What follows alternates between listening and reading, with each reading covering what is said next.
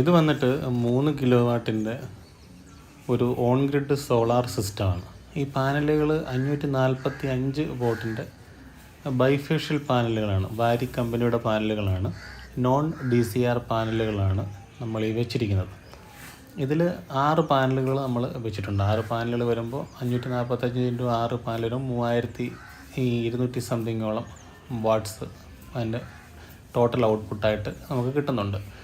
ഇതിൽ നമ്മൾ non DCR വെക്കുന്നതിൻ്റെ ഒരു കാര്യം എന്ന് പറഞ്ഞു കഴിഞ്ഞാൽ അതിൽ ചില മെറ്റീരിയലുകളൊക്കെ സോളാർ പാനൽ നിർമ്മിക്കാൻ ഉപയോഗിക്കുന്ന ചില മെറ്റീരിയലൊക്കെ പുറത്തുനിന്ന് ഇറക്കുമതി ചെയ്തിട്ടുണ്ട് എന്നുള്ള ഒരു കൺസെപ്റ്റിൻ്റെ പുറത്തും അതിന് ക്വാളിറ്റി കൂടുതലാണ് എന്നുള്ള ഒരു കേട്ടറിവും കൊണ്ടൊക്കെയാണ് നമ്മൾ ഈ നോൺ DCR പാനൽ വെച്ച് ഈ സിസ്റ്റം ചെയ്തത്. ഇതിന് ഏതാണ്ട് 150 ആകെ ചിലവായിട്ടുണ്ട്. അപ്പോൾ ഈ നോൺ DCRും DCRും തമ്മിലുള്ള വ്യത്യാസം എന്ന് പറഞ്ഞു കഴിഞ്ഞാൽ DCR പാനൽ എന്ന് പറയുമ്പോൾ ഡൊമസ്റ്റിക് കണ്ടൻറ്റ് റിക്വയർഡ്, അതായത് തദ്ദേശീയമായിട്ട് നമ്മുടെ ഇന്ത്യയിൽ തന്നെ പൂർണ്ണമായും നിർമ്മിച്ച പാനലുകളാണ് DCR പാനലുകളെന്ന് പറയുന്നത്.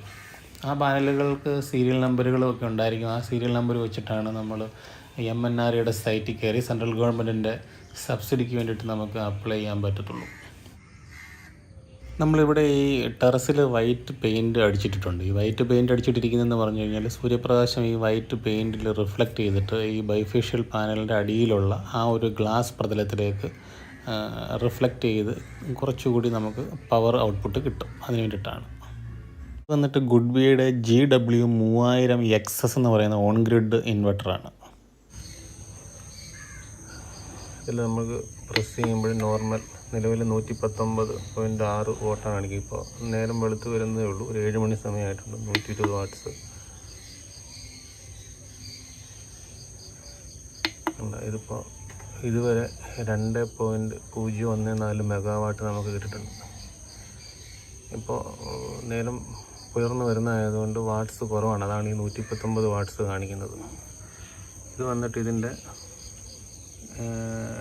DC distribution ബോക്സാണ്.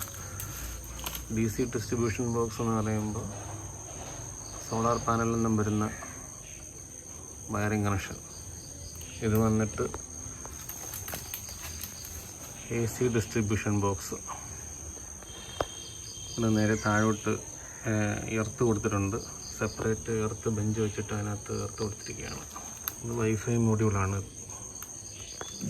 ഇത് വന്നിട്ട് ജനറേഷൻ മീറ്ററാണ്. ജനറേഷൻ മീറ്റർ ഇൻവെർട്ടറിൽ നിന്ന് വന്ന ലൈൻ വന്നിട്ട് ജനറേഷൻ മീറ്ററിലേക്കാണ് പോയിരിക്കുന്നത്. ജനറേഷൻ മീറ്ററിൽ നിന്ന് പിന്നീട് നമ്മുടെ മെയിൻ മീറ്ററിലേക്ക്, നെറ്റ് മീറ്റർ വെച്ചിട്ടുള്ള മീറ്ററിലേക്കാണ് പിന്നീട് കണക്ഷൻ പോകുന്നത്. ഈ സോളാർ പ്രൊഡക്ഷൻ വന്ന് നമ്മൾ ആദ്യം അറിയുന്നത് ഈ ജനറേഷൻ മീറ്ററിലാണ്. ഇതെൻ്റെ ഒരു ഗ്രാഫാണ്. ഇൻവെർട്ടർ ഗ്രാഫിൽ ഈ 6 തൊട്ട് 11 മാസം വരെയുള്ള പ്രൊഡക്ഷൻ ഗ്രാഫാണ്. അപ്പോൾ താങ്ക് യു.